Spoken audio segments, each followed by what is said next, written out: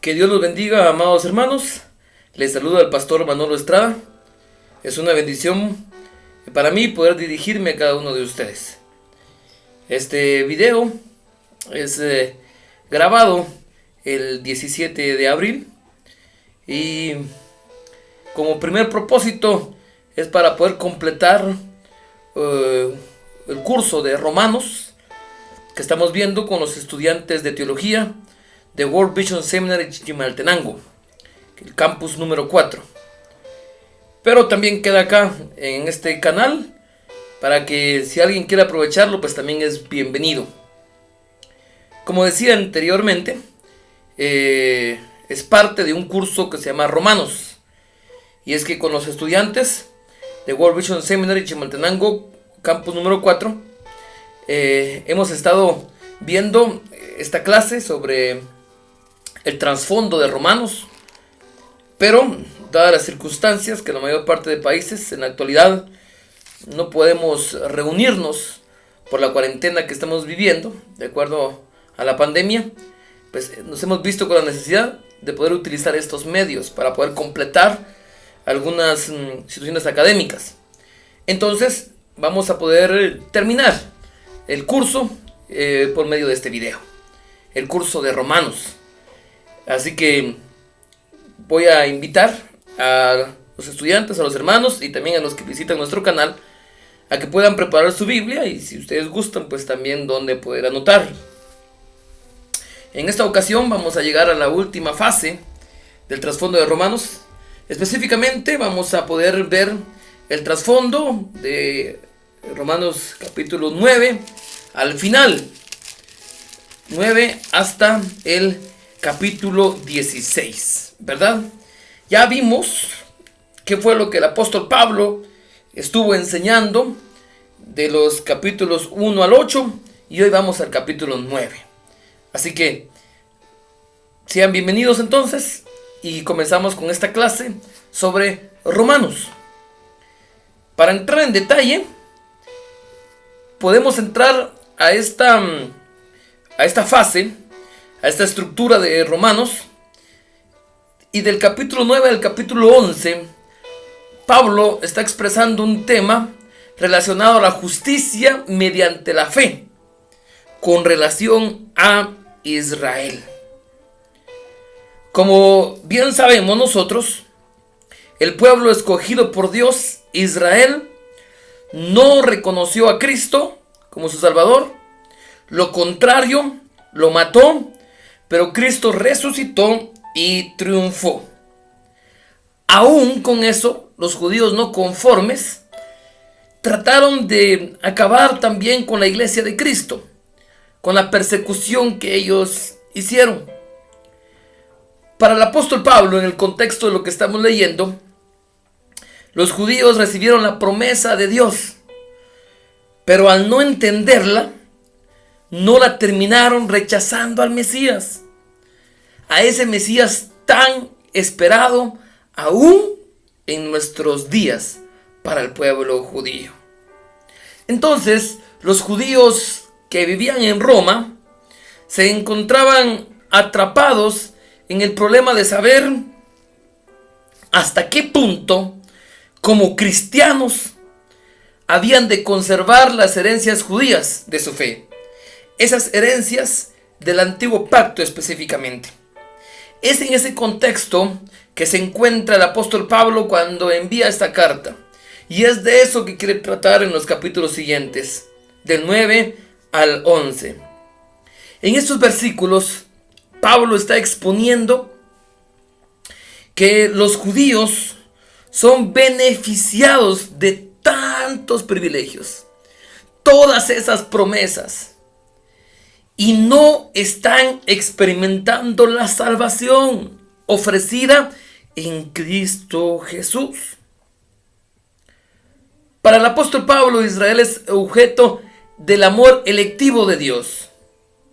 Y sin embargo, desde el punto de vista del Evangelio, son enemigos porque no han querido reconocer a Cristo. Y entonces encontramos en el capítulo 9 y parte del capítulo 10 el problema del rechazo de Israel. entre los primeros 5 versículos del capítulo 9, vamos a poder ver cómo el apóstol Pablo expresa con todo su corazón el dolor que siente porque el pueblo de Israel no ha podido entender y aceptar que Jesucristo es el Mesías. Y por eso él se duele. Recuerde muy bien que había una negatividad de los judíos de aceptar el evangelio. Y para el apóstol Pablo esa negatividad ponía en duda los privilegios y las promesas que Dios les había dado a ellos. Recordemos que el apóstol Pablo, al insistir que la salvación era para los gentiles, estaba siendo considerado para los ciudadanos de Israel como un traidor, como un rebelde, como un renegado. Por eso él reafirma aquí su profunda devoción al pueblo judío. Incluso él está haciendo una especie de juramento. Si ustedes van al versículo 1 del capítulo 9, dice: verdad digo en Cristo, no miento, dice. Es como que les estuviera diciendo: miren, hermanos judíos, es la verdad. No estoy mintiendo, se los estoy prometiendo. Incluso está tomando como testimonio su propia conciencia. Y por eso indica él en el versículo 1: y mi conciencia me da testimonio en el Espíritu. Es increíble la forma que vemos, pero el apóstol Pablo, viéndose para los judíos como un traidor, como un rebelde, les está diciendo: la verdad de lo que yo les hablo de este evangelio no es mentira. Mi conciencia me da testimonio que lo que yo les digo es verdad. Es interesante cómo vemos nosotros en el versículo 2 que él demuestra que su corazón está lleno de tristeza, lleno de dolor. Tengo tristeza y continuo dolor en mi corazón. Porque para el apóstol Pablo era increíble que el pueblo de Israel, a quien le pertenecían esas promesas y esas bendiciones, no estaba aprovechando. Y entonces llegamos al versículo 13, donde dice: incluso, dice el apóstol Pablo, yo desearía ser anatema, con tal de que el pueblo de Israel sea salvo. Él deseara ser cortado de Cristo, pero que la nación de Israel será salvo. Él estaba diciendo entonces que él tenía el deseo incluso de dar su propia vida si existiera la posibilidad de que el pueblo de Israel fuera salvo. Pero ellos habían rechazado la bendición que les habían dado. Entonces, de acuerdo a esos prejuicios, a esos problemas teológicos, en los versículos 6 en adelante de este mismo capítulo 9, el apóstol Pablo va a exponer sobre la soberanía de Dios. Y él va a enfocarse específicamente en que Dios es soberano y Dios da el primer paso. Nosotros los seres humanos aceptamos sí o no, si queremos la salvación o si no la queremos. Pero quien da el primer paso es nuestro Dios, porque Él es soberano. En estos versículos Pablo sostiene que la palabra de Dios nunca prometió la salvación solamente a los descendientes físicos o biológicos de Abraham. Nadie tiene un derecho natural a la salvación, ni siquiera los judíos, sino que siempre es un don del amor electivo de Dios. Un don en el que puede conceder libremente a los judíos como a los gentiles. El apóstol Pablo entonces está indicando acá que Dios no prometió solamente para los hijos biológicos de Abraham que sería la salvación. Miremos lo que dice el versículo 6 del capítulo 9. No que la palabra de Dios haya fallado, porque no todos los que descienden de Israel son israelitas. El apóstol confronta este serio problema teológico que tenían. Este problema que si Dios hizo promesas a Israel como su pueblo terrenal, como ese pueblo terrenal escogido, ¿cómo puede eso cuadrar entonces en el rechazamiento de Israel? Y también con que los gentiles hayan sido traídos a ese puesto de la bendición.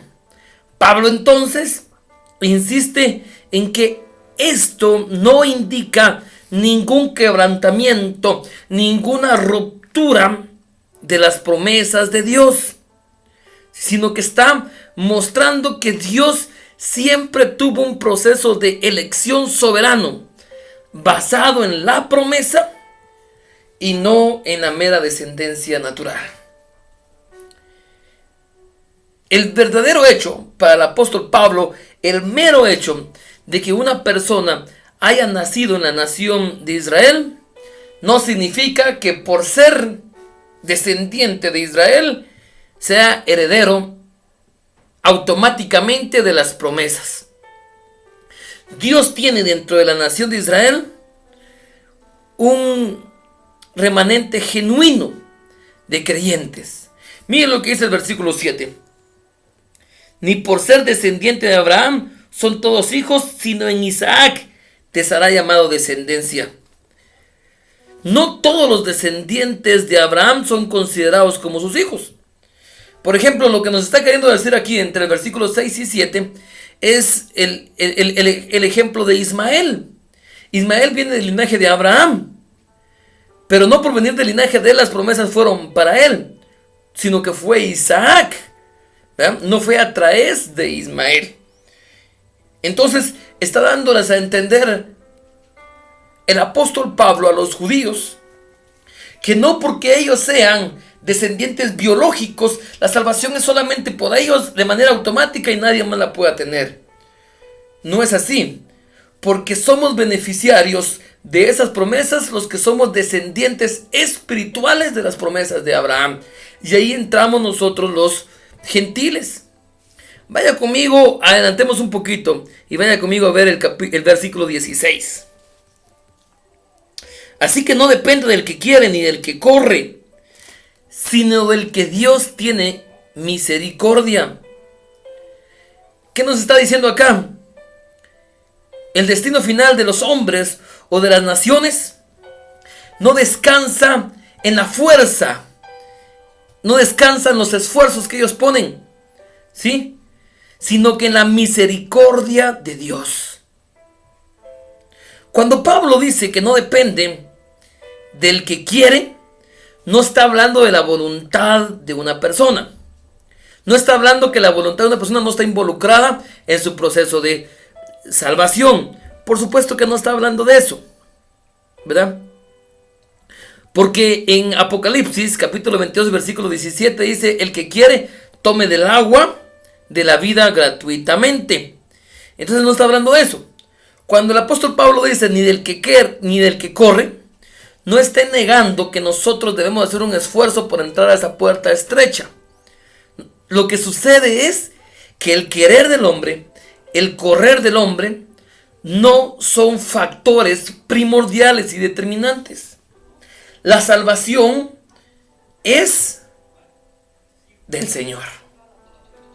Es por la gracia, es por la misericordia de Dios.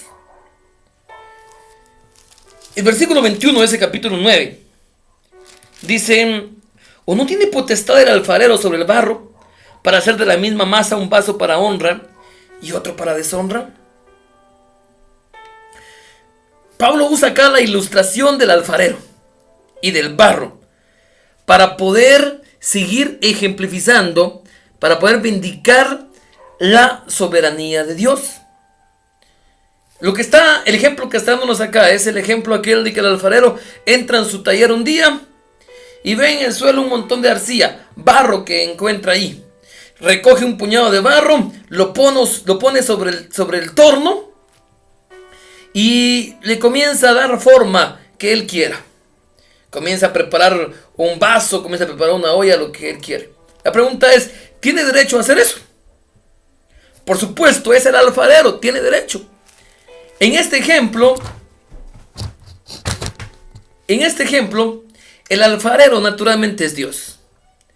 Y el barro es la humanidad pecadora. y perdida de la humanidad.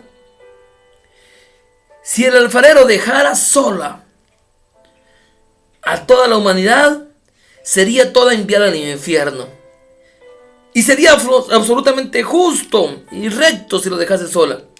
Pero en lugar de ello, selecciona soberanamente a un puñado de pecadores y los salva por su gracia y los conforma a imagen de su Hijo. ¿Tiene derecho a esto? ¡Claro! Recordemos, no está condenando deliberadamente y arbitrariamente a los otros allá al infierno. No. Ellos ya están condenados porque ellos ya han tomado su propia decisión de incredulidad. Lo que pasó con muchos judíos. Terminando entonces los versículos que encontramos en Romanos capítulo 9, los últimos versículos, Pablo utiliza ejemplos del Antiguo Testamento, utiliza a Esdras, utiliza a Isaías. Y después llegamos al capítulo 10. En el capítulo 10, el apóstol Pablo va a hablar que la culpa de lo sucedido, la culpa es de los mismos judíos. La ceguera de los judíos consiste en que ellos habían buscado su propia justicia y no la justicia de Dios. En este pasaje del capítulo 10 vamos a poder ver la justicia mediante la fe. Ya anteriormente, capítulos anteriores, ya se había dicho mucho sobre la justicia mediante la fe. Pero es aquí donde él expresa la fórmula concreta y correcta de la salvación. Y hace también una diferencia entre saber y creer, que es muy diferente. Es muy diferente saber y muy diferente creer. También hace una diferencia entre el conocimiento y la verdadera fe. Creer es un compromiso con Dios. Creer es obedecer a Dios. En este capítulo, Pablo usa su forma de entender el Evangelio para explicar el sorprendente giro en la historia de la salvación, por el que los judíos quedaron al margen, mientras que los gentiles se están incorporando al reino. Aquí en el capítulo 10, vamos a leer el versículo 1, dice: hermanos, ciertamente el anhelo de mi corazón y mi oración a Dios por Israel es para salvación. Para muchos judíos, las enseñanzas del apóstol Pablo eran desagradables. Para aquellos judíos inconversos. Recuerden lo que decíamos anteriormente, él lo consideraba un traidor, a él lo consideraba un enemigo de Israel. Pero Pablo aquí, a pesar de eso, está asegurando a sus hermanos cristianos, él estaba escribiendo el deleite que tenía en su corazón y estaba escribiendo que él oraba a Dios con todo fervor para que Israel pudiera encontrar la salvación. En el versículo 2, él dice: porque yo les doy testimonio de que tienen celo de Dios, pero no conforme a ciencia. Lejos de estar condenando a los judíos como impíos o como irreligiosos, el apóstol Pablo da testimonio que él tienen celo de Dios. Este celo es evidente, por supuesto, por el cuidado que tenían en el cumplimiento de todos los rituales, de todas las ceremonias del judaísmo, e incluso por esa intolerancia frente a otras doctrinas contrarias. Pero no hay suficiente con el celo. Había de combinarse con la verdad, que es Cristo, y ese era el problema de ellos. En el versículo 3, el apóstol Pablo, versículo 3 del capítulo 10, dice: porque ignorando la justicia de Dios y procurando establecer la suya propia, no se han sujetado a la justicia de Dios. Y es que aquí es donde ellos fracasaban, porque ellos ignoraban la justicia de Dios. Ellos ignoraban con el hecho de que Dios imputa su verdadera justicia sobre el principio de la fe y no sobre las obras. Y al ignorar esto, ellos procuraban entonces producir su propia justicia guardando la ley. Ellos intentaban ganarse el favor de Dios por medio de sus propios esfuerzos, por su carácter y por sus propias buenas obras. Y rehusaban firmemente someterse al plan de Dios para considerar a todos aquellos pecadores impíos que creen en su Hijo. Vayamos al capítulo 11. En el capítulo 11, el apóstol Pablo trata de enseñarnos un poco sobre el triunfo del plan de Dios y la futura salvación de Israel. Vamos a ver un poco acá sobre el remanente de Israel. Pablo acá resume la situación de Israel que ha delineado en las dos secciones anteriores. Y prepara también el terreno para afirmar que la elección de Israel sigue en pie. ¿Sí? Sigue en pie. Pablo hace ver que como hijos de Dios no debemos de ensoberbecernos, no debemos de odiarlos, sino que debemos de amarlos y respetarlos. Un cristiano no debiera entrar en ese odio para ellos. Pablo nos explica en estos versículos del capítulo 11 que el actual endurecimiento del corazón de Israel no es permanente, solamente es un fin de Dios. Y este es usado como un plan para que mientras que se da el alejamiento de Israel, entonces puedan ser alcanzados los gentiles. Y que al concluir todo ese proceso de alcanzar a los gentiles, Israel vuelva nuevamente a tomar su posición con Dios. Eso es lo que nos quiere indicar acá. Vamos conmigo al versículo 1. 11:1. Mire la forma en que Pablo trata el tema. Digo pues, ¿ha desechado Dios a su pueblo? En ninguna manera, porque también yo soy israelita, de descendencia de Abraham, de la tribu de Benjamín. ¿Qué hay del futuro de Israel? Según estos versículos que estamos leyendo, Dios no ha terminado con Israel. ¿Sí? Las promesas de Israel se están aplicando ahora a la iglesia, al pueblo de Israel, pero también habrá un retorno de Israel. Romanos 11:7. ¿Qué pues?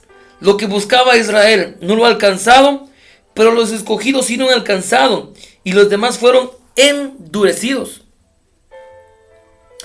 Acá vemos que el apóstol Pablo está explicando que Israel no llegó a alcanzar la justicia porque lo estaban buscando mediante sus propios esfuerzos y no por medio de la obra consumada de Cristo. El remanente escogido con Dios alcanzó la justicia por medio de la fe en el Señor Jesús. El versículo 8. Como está escrito, Dios le dio espíritu de estupor, con ojos que no vean y oídos que no oigan, hasta el día de hoy. Esto es precisamente lo que había predicho el Antiguo Testamento que iba a suceder. Debido a que rehusaron ver al Señor Jesús como su Mesías y como su Salvador, ahora perdieron la capacidad de poder ver a Dios. Por cuanto no quisieron oír la voz suplicante de Dios, ahora se veían azotados de sordera espiritual. Y este terrible juicio persiste hasta el día de hoy. Hasta el día de hoy. Es interesante entonces cómo trata el tema el apóstol Pablo para poder indicar que el endurecimiento en el corazón de los israelitas solamente es el plan de Dios para poder alcanzar a los gentiles. Pero después de alcanzar a los gentiles, nuevamente va a poder alcanzar a la nación de Israel. Avanzando, llegamos entonces a las aplicaciones prácticas de todo lo que hemos visto en el libro.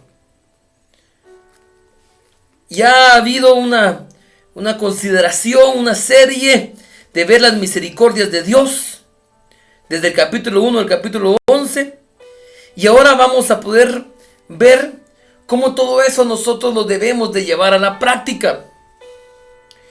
Desde el capítulo 12 hasta lo que queda del libro, todo es acciones que el cristiano debiera de tomar. Después de haber visto toda la misericordia y la gracia de Dios en los capítulos anteriores. En el capítulo 12 vamos a ver sobre el creyente y su consagración. Los primeros 2 versículos son lindísimos, ¿verdad? Yo sé que muchos cristianos no lo sabemos hasta de memoria. Romanos 12, 1, 2. Así que, hermanos, os ruego por la misericordia de Dios que presentéis vuestros cuerpos en sacrificio vivo, santo, agradable a Dios, que es vuestro culto racional. No se conformen a este siglo, sino transfórmenlo por medio de la renovación de vuestro entendimiento, para que comprueben cuál sea la buena voluntad de Dios, agradable y perfecto. Aquí nos habla del sacrificio del cristiano. Para el cristiano, el primer y único sacrificio es conservar su cuerpo en santidad, libre de pecado para el Señor. Y algo bastante interesante que usted tiene que fijarse en estos 2 versículos es que la base de esa santidad, la base para que el cuerpo pueda mostrarse en santidad, es la mente. La base para mantenernos libres de la contaminación del mundo es la mente. Por eso nos habla de no conformarnos a este siglo. Esto debiera hacer mucho eco en los cristianos. Los cristianos hemos llegado a una era en el que pensamos que nuestra conducta pecaminosa puede ser excusable con cualquier cosa. Es triste poder encontrar a ministros cristianos defender su pecado en el púlpito frente a los demás, creyendo que es algo normal y sencillo, cuando la Biblia nos pide que nuestra consagración, que la aplicación práctica de acuerdo a todo lo que Dios ya nos dio, debe ser en nuestra santidad. Y para eso debemos de una mente guardada y renovarla. Por eso dice el versículo de Dios: no os conforméis a este siglo. Qué tremendo es, amado hermano, que el ser humano y la iglesia misma se está adaptando a la situación de esta era. Ya no hay una diferencia muy grande entre las actitudes de un cristiano y una persona del mundo. Para el apóstol Pablo esto no cabía en su cabeza. Porque el cristiano no debe de adaptarse a la situación de esta era. Qué triste es cuando un ministro, cuando un líder religioso comienza a poder atraer prácticas del mundo para la iglesia, porque si no trae prácticas del mundo a la iglesia, el ministerio no crece. Qué triste es eso. Triste porque el apóstol nos dice: no os conforméis a este siglo. No debemos nosotros de conformarnos a esta era. Eso no debiera ser algo que nosotros debiéramos de hacer. Habla del culto racional. Dice el final del versículo 1 que debemos de presentar nuestro cuerpo en sacrificio vivo, santo, agradable a Dios, que es vuestro culto racional. Cuando se refiere a culto racional, también se puede entender como adoración espiritual. Hay un problema muy serio con los cristianos actuales. Hemos entrado en una etapa de emocionalismo muy fuerte. El cristiano busca una iglesia donde él se sienta bien, se sienta atraído, porque él está buscando dónde llenar sus emociones. El cristiano no está buscando dónde ir y poder darle culto al Señor de la mejor manera. Está buscando dónde poder sentirse bien para poder llenar sus emociones. Y esto es peligroso, porque este no es el verdadero culto racional que menciona acá la palabra de Dios, la Biblia. El culto racional viene de acuerdo a la santidad también. Entonces el cristiano llega al lugar donde se siente bien, llena sus emociones, alabando y adorando de la forma que él cree conveniente, y después en la semana se comporta como alguien del mundo más. Este no es el culto racional que se menciona acá. Esta no es la adoración espiritual que se menciona acá. Y es que como creyentes somos sacerdotes.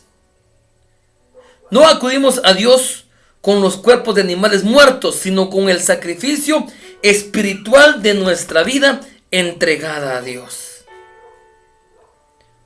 Con nuestro servicio, con nuestra alabanza, con nuestras posesiones. Es interesante, en el versículo 2, Pablo nos insta a no adaptarnos a las formas de este mundo. Un escritor de apellido Phillips dice: no dejéis que el mundo os comprima dentro de su propio molde cuando llegamos al reino de Dios. Deberíamos abandonar las pautas mentales, los estilos de vida del mundo. Platicando en una ocasión con unos misioneros cristianos asiáticos, alguien me decía: pastor, yo tengo una pregunta, me decía el misionero asiático. Realmente yo no entiendo por qué los cristianos latinos se convierten a Cristo, comienzan a ir a la iglesia, pero no cambian sus actitudes. Siguen con el mismo comportamiento que tenían antes. Y yo le decía: hermano, lo que pasa es que yo pienso que en Latinoamérica existen muchas personas que solamente asisten a una iglesia, que aún no son verdaderos cristianos porque aún siguen amoldados a las cosas del mundo. Y este es el problema de lo que estamos hablando acá. Este es el problema de lo que nos dice el apóstol Pablo. Por eso le decía que aquí, del capítulo 12 en adelante, habla de las acciones prácticas. Por eso es que si usted tiene Reina Valera en su Biblia, si usted tiene su Biblia Reina Valera, se va a dar cuenta que el título del capítulo 12 dice deberes cristianos. Deberes cristianos, dice, ¿verdad? Y es que estos son nuestros deberes como cristianos, como hijos de Dios. Y parte de esos deberes es buscar la santidad. Después de los versículos 3 al 21 aparecen cómo debe ser el comportamiento del creyente y su comunidad y las personas con quien convive. Específicamente entre los versos 3 al 8, el apóstol Pablo pide que un creyente debe de tener un concepto equilibrado.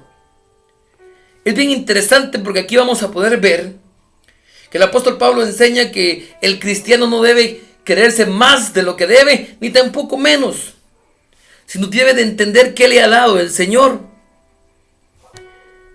Y para poder entender qué le ha dado Dios, entonces el apóstol Pablo enseña en estos capítulos del 3 al 8 los dones. Dice el versículo 3, conforme digo pues por la gracia que me es dada a cada cual que está entre vosotros, que no tengas más alto concepto de sí que el que debe tener, sino que piense de sí con cordura, conforme a la medida de fe que Dios repartió a cada uno. Versículo 4, porque de la manera en que un cuerpo tenemos muchos miembros, pero no todos los miembros tienen la misma función. Habla de todos los dones que Dios nos dio a nosotros. Pablo acá está hablando que por la gracia que había sido dada, por la gracia del Señor Jesucristo, el apóstol Pablo nos enseña que Dios ha dado diversos dones a nosotros. Y nos enseña que dependiendo de los dones que tengamos, no debiera de existir en ningún creyente cristiano un complejo de superioridad. Pablo nos insta a ser humildes en el ejercicio de nuestros dones. Nunca deberíamos de tener ideas exageradas de nuestro comportamiento. Tampoco debiera haber envidia, ni tampoco debiéramos de creernos menos, sino que solamente debemos de entender quiénes somos en Cristo Jesús.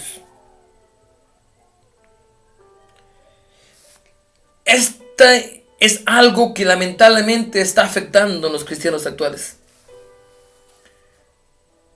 Tanto cristiano, usando el don que Dios le ha dado, se ha puesto un nombre y se ha creído superior a los demás.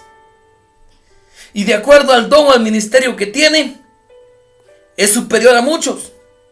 Y lastimosamente se cree superior, y entonces los demás creyentes o personas no son igual que él. este no es el concepto del apóstol Pablo que nos muestra acá. Nosotros deberemos sentirnos felices en el lugar que Dios nos ha dejado en el cuerpo de Cristo, sin sentirnos superiores y tampoco sin sentirnos menos. Debemos de poner en práctica los dones que nos ha dado, pero tener cuidado nosotros con respecto a ellos. Y entonces vemos ahí hasta el versículo 8 una lista de los dones, pero nos da a entender que ese don debe ser ejercido de la mejor manera, con prudencia, sin sentirnos superiores.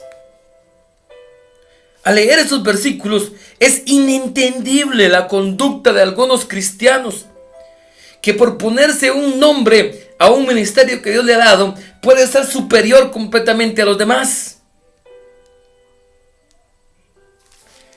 Después del versículo 9 al 19 más o menos, el apóstol Pablo habla sobre las relaciones interpersonales. Habla que nosotros ante los demás debemos de ser transparentes y debemos ser excelentes personas. Debiéramos de propiciar la paz para nosotros, mostrando un amor no fingido, sin una máscara. Debemos de poder identificarnos con los demás en su dolor y con sus triunfos. En relación con la sociedad. Ahí en los versículos 9 al 21, Pablo da una lista de algunos rasgos que cada creyente debería de desarrollar en sus tratos con otros cristianos y también con los inconversos. Y parte de todo definitivamente debe tener una base, y es el amor sin fingimiento. Ese amor que no debiera llevar una máscara, sino debe ser genuino. Deberíamos de aborrecer lo malo en todas sus formas. En este contexto, lo malo significa las actitudes y acciones no amorosas. Toda malicia y odio es en contraste a lo que indica acá, que es lo bueno que podemos encontrar. En el versículo, seguimos en el capítulo 12, vamos al versículo 11, dice: en lo que requiere diligencia, no perezosos, fervientes en espíritu, sirviendo al Señor. Nos habla también de nuestro servicio a Dios. No desanimados, sino perezosos, debemos de ser fervientes. De todo lo que hemos visto que el Señor hizo por nosotros, no podemos servir fríamente. Ya hemos visto que en todos los capítulos anteriores de Romanos, Dios ha hecho mucho por nosotros. Entonces, nuestra respuesta a Dios debe ser una búsqueda ferviente, con entusiasmo, con entrega. El versículo 12 dice: gozosos en la esperanza, sufridos en la tribulación, constantes en la oración. Y es que no importa cuáles sean nuestras circunstancias presentes, debemos y podemos regocijarnos en nuestra esperanza en Cristo. Deberíamos ser constantes para estos versículos en la oración. Es la oración la que nos trae victoria. Recuerdo yo aquella frase que dice que la oración es para el cristiano como lo es el aire para el ser humano. Y es que cuando oramos en el nombre del Señor Jesús, llegamos lo más cercano posible a la omnipotencia que el hombre mortal puede jamás llegar. Por ello, es importante que tengamos una actitud de oración. En los versículos 13 en adelante, habla de las relaciones que tiene que tener el cristiano con el enemigo. Habla de no maldecirlos. El verso 13 dice: compartiendo para las necesidades de los santos, practicando la hospitalidad. Antes de llegar a hablar específicamente de la actitud con los enemigos, el apóstol Pablo nos dice que los santos necesitados, las personas que tienen alguna necesidad, los encontramos en todas partes. ¿Verdad que es cierto? Los desanimados, los que están arruinados, las personas desempleadas, las personas que tienen alguna situación económica mala, todos ellos están en cualquier lugar. Y nosotros debemos de poder ir y poder apoyarles. Entonces, del versículos 14 en adelante hasta el 21, nos habla de vencer el bien con el mal. Nos habla de la relación que tenemos con los enemigos. Y es que esto que dice el versículo 21, no seas vencido de lo malo, sino vence con el bien y el mal, es un rasgo característico de un cristiano que no debería de detenerse. El mal puede ser vencido, y ¿sabe cómo se vence el mal? Con el bien. Este es el arma que deberíamos de emplear los cristianos con frecuencia. Entonces llegamos al capítulo 13 y vamos a ver un poco sobre el creyente y el gobierno. Vamos a ver un poco sobre las autoridades establecidas por Dios. Y es que el apóstol Pablo nos dice que Dios ha puesto esas autoridades, los ha colocado y debemos de respetarlas, no debemos de resistirlas. Nos enseña que las autoridades han sido delegadas por Dios. En el versículo 1 dice: sométanse a toda persona a las autoridades superiores, porque no hay autoridad sino de parte de Dios, y las que hay, por Dios ha sido establecida. En realidad, esta obligación se está hablando para todos, pero el apóstol Pablo está dirigiendo especialmente a aquel creyente. Dios ha establecido al gobierno humano desde el momento, desde después del diluvio, cuando Él decretó: el que derramare sangre del hombre, por el hombre su sangre será derramada. Este decreto da autoridad a los hombres para juzgar los asuntos criminales y castigar a sí mismo a los culpables. En todas sociedades ordenadas ha de haber autoridad y sujeción a esta autoridad. Si no hay autoridad en las sociedades, tendremos un estado de anarquía y no se puede sobrevivir bajo ningún estado de anarquía. Cualquier gobierno definitivamente, aunque parezca malo, es mejor que ningún gobierno. De modo que Dios ha instituido gobierno humano, y no existe ningún gobierno que venga en contra de la voluntad de Dios. Él aprueba todo lo que han hecho los gobiernos humanos. Por supuesto, Dios no aprueba la corrupción, Dios no aprueba la brutalidad, la tiranía, pero persiste la realidad de las autoridades que hay, porque Dios las ha ordenado. Entonces, los creyentes debemos de vivir victoriosamente en una democracia. Ningún gobierno humano es mejor que los hombres que lo componen. Por eso, ninguno de los gobiernos es perfecto. Ninguno. El único gobierno ideal es el del Señor Jesucristo, que vendrá en un momento, vendrá en un tiempo, ¿verdad? De los versículos, desde el versículo 8 del capítulo 13 en adelante, habla de la importancia del amor. Para el apóstol Pablo, si una persona ama a su prójimo, le va a ser sencillo cumplir la ley. Y eso es hasta lógico, ¿no es cierto? Amor es igual a santidad. El que ama verdaderamente automáticamente se viste de Cristo y se viste de santidad, pues toda la ley se resume en el amor al prójimo. El cristiano y el débil en la fe no debe de buscar polémicas con los débiles. Eso lo podemos ver entre el capítulo 14. Nos habla a no estar debatiendo y estar cayendo en polémica por el débil de la fe, porque podemos hacerle caer. El deber es dar un buen testimonio. El evangelio, para que el evangelio pueda llegar a muchas personas. Llegando entonces a lo último, hermanos, el capítulo 15.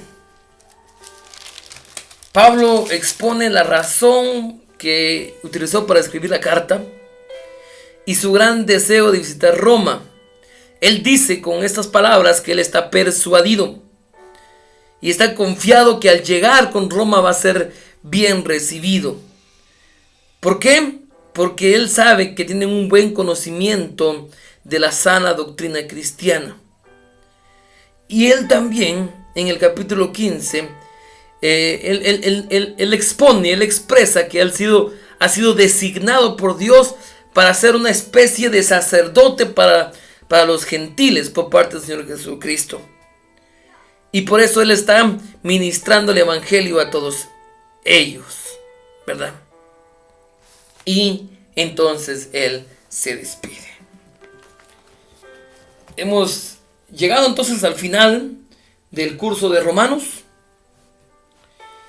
Hermanos estudiantes de World Vision Seminary, Chimaltenango 4, pues lastimosamente tuvimos que terminarlo por este medio, pero agradecemos a Dios que lo podemos hacer, ¿verdad? Y gracias por estar pendientes y por poder ver esta clase utilizando este medio digital. Aquellas personas que también pues, se acercaron y pudieron ver, les agradecemos también y espero que hayan podido aprender. Si pueden dejar algún comentario, pues lo pueden hacer con toda la amabilidad del caso como buenos cristianos. Espero que hayan podido aprender un poco sobre el contexto del por qué escribió el apóstol Pablo esto en Romanos. Que el Señor les bendiga, hermanos. Que el Señor les bendiga muchísimo.